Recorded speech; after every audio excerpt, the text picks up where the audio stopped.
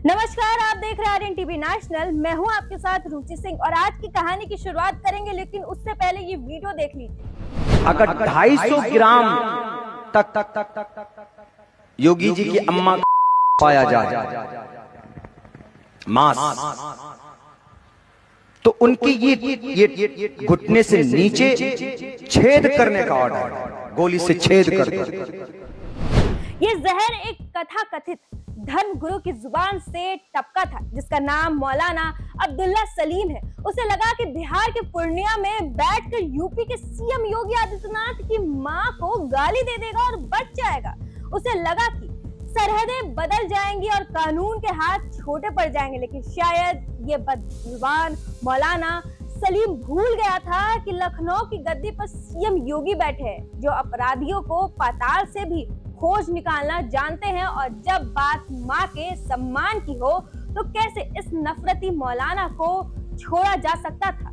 ये नफरत का सौदागर जो कल तक मन से दहाड़ रहा था और सीएम योगी की मां को लेकर आपत्तिजनक शब्दों का इस्तेमाल कर रहा था, अब अपनी करतूतों का हिसाब देने के लिए पुलिस के हाथों में है। लेकिन आज यूपी पुलिस के शिकंजे में आते ही कांप रहा है। मैं अब्दुल्ला सलीम कासमी अपने एक जुर्म का एतराफ़ कर रहा हूँ। 5 मई सन 2024 को जिला भागलपुर के एक बस्ती में मीरानचक में एक समाज सुधार तालीमी अवेयरनेस कॉन्फ्रेंस में मैं हाजिर हुआ था और उसमें मेरी स्पीच हुई थी। उसी बीच में मेरी ज़ुबान से कुछ ऐसी गंदी बातें निकली। उत्तर प्रदेश के सीएम साहब के माता के लिए, जो मेरी ज़ुबान से नहीं निकलना चाहिए था। मैं अपनी इस गलती का बिल्कुल हाथ जोड़कर अपना एतराफ़ करता हूं और अपनी इस माफ़ी मांगता हूं कि आइंदा से ये गलती मुझसे नहीं होगी।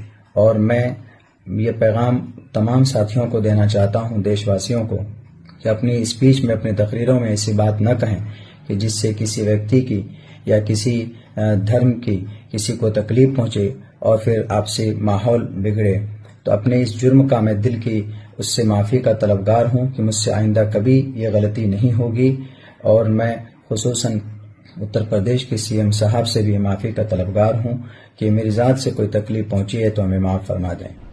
कहानी शुरू होती है पूर्णिया के उस तंग गलियों से, जहां से मौलाना अब्दुल सलीम खुद को खुदा का बंदा बताकर लोगों के बीच जहर उगल रहा था। यूपी का गौकशी कानून इसे इतना चुप गया कि इसने मर्यादा की हर जंजीर तोड़ दी और सीधे सीएम योगी की मां पर कीचड़ ही उछाल दिया। जैसे ही ये वीडियो वायरल हुआ, यूपी पुलिस के हेडक्वार्टर में फोन की घंटियां बजने लगी और मौलाना के खिलाफ 1-2 नहीं 83 थानों में एफआईआर दर्ज की गई। सड़कों पर मौलाना के खिलाफ बवाल कटा और देखते अब नतीजा क्या हुआ। मौलाना को लगा कि बच जाऊंगा, लेकिन यूपी पुलिस की गाड़ियों ने बिहार के पूर्णिया में दस्तक दी और मौलाना को उसके घर से दबोच लिया।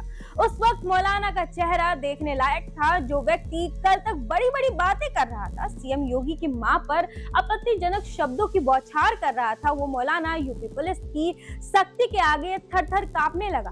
क्योंकि 1-2 नहीं 83 थानों में सीधे मौलाना का हिसाब किताब होगा। 83 थानों की पुलिस इस मौलाना के पीछे हाथ धोकर पड़ गई है। 3300 जवान इसका कोना कोना छान रहे हैं। बलराम से लेकर लखनऊ तक इस मौलाना के खिलाफ एफआईआर का ऐसा अंबार लगा है कि मौलाना की 7 नस्लें भी जमानत नहीं करवा पाएगी।